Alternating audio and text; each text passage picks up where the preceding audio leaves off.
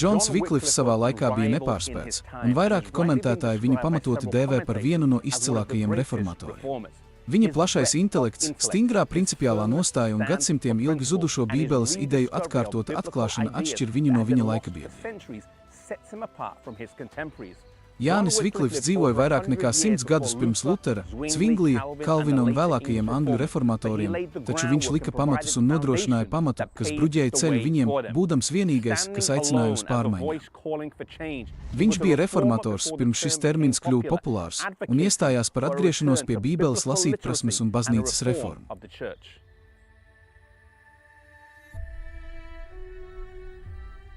14.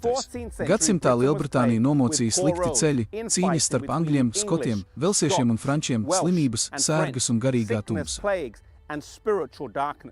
Aktuāls bija jautājums par Anglijas attiecībām ar pāvesta galmu, jo 1366. gadā parlaments nobalsoja par 1000 marku gadā maksāšanas pārtraukšanu, par ko bija panākta vienošanās 150 gadus iepriekš, pirms karalis Jānis parakstīja Magna Carta. Anglija tajā laikā bija pilnībā katoliciska. Nebija citu konfesiju vai reliģiju, kurām varēja pievienoties.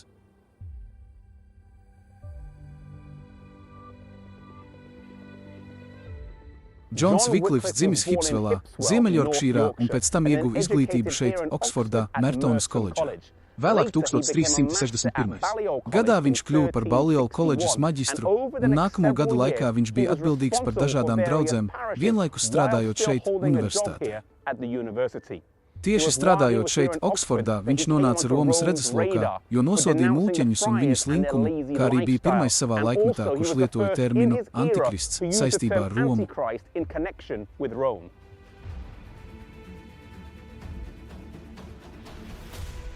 Roma vairāk kārt mēģināja apklusināt Džonu Viklifu, īpaši viņa dzīves beigās 1377., 1382. un 1383. gadā. Katru reizi viņš tika saukts pie dažādām padomēm, taču viņš bija nelokams savā pārliecībā. Viņu aizsargāja arī ietekmīgi draugi.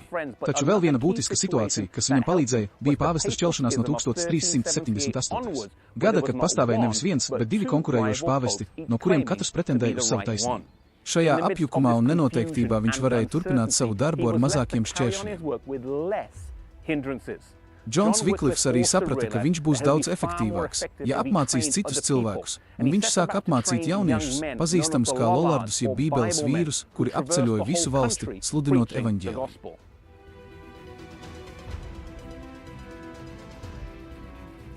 Vislielākais Viklifa sasniegums bija viņa dzīves beigās, kad viņš atradās Lutervortas draudzē, un tas bija latīņu vulgātas Bībeles tulkojums angļu valodā.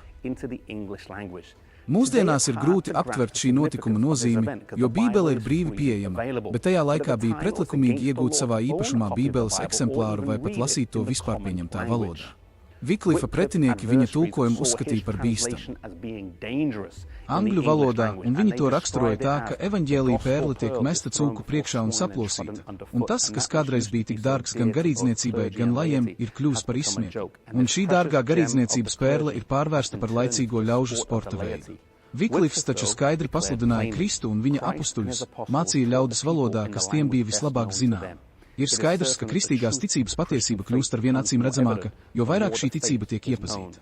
Tādēļ mācībai ir jābūt ne tikai latīņu, bet arī vispār pieņemtajā valodā.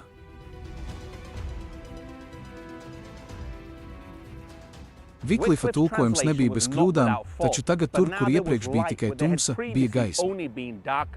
Viņa vārda gaisma caurstrāvoja tumsu un sāka lobīt nakts slāņus. Rīta zvaigzne, kas spīd tieši pirms saulēkta, bija atnākusi.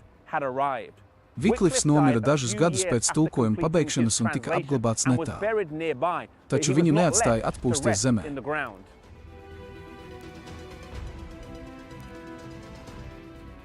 Konstances koncilā Viklifs tika pasludināts par ķeceri un tika izdots rīkojums izrakt viņa kaulus un sadedzināt tos pelnos.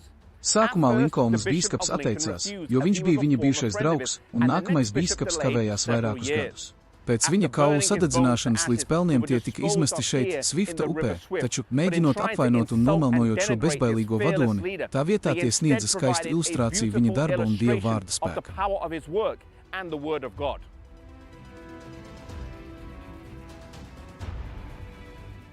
Swifta upe ietek Eivonas upē, kas ir slavena Stratfordā pie Eivonas. Eivonas upe ietek Bristolas kanālā, un Bristolas kanāls ietek Atlantijas okeānā. Tā Džona Viklifa darba un viņa veiktā Bībeles tulkojuma ietekme izplatījās pa visu pasauli. Mirdzums kļuva par liesmu, un liesma kļuva par ugunsgrēku, un uguns bija neapturams. Džona Viklifa dzīves ietekme atstāja mantojumu, kas ir daudz lielāks nekā viņa īsais mūžs. Kādu mantojumu atstājat jūs? Lai tas būtu principiāls, pārliecinošs, ar mīlestību pret Dievu un nesatricinām vēlmi redzēt evaņģēlija izplatīšanos mūsu dzīves laikā. Lai mēs dzīvojam dzīvi, kurā evaņģēlija ietekme izplatās kā šie ūdeņi visā pasaulē.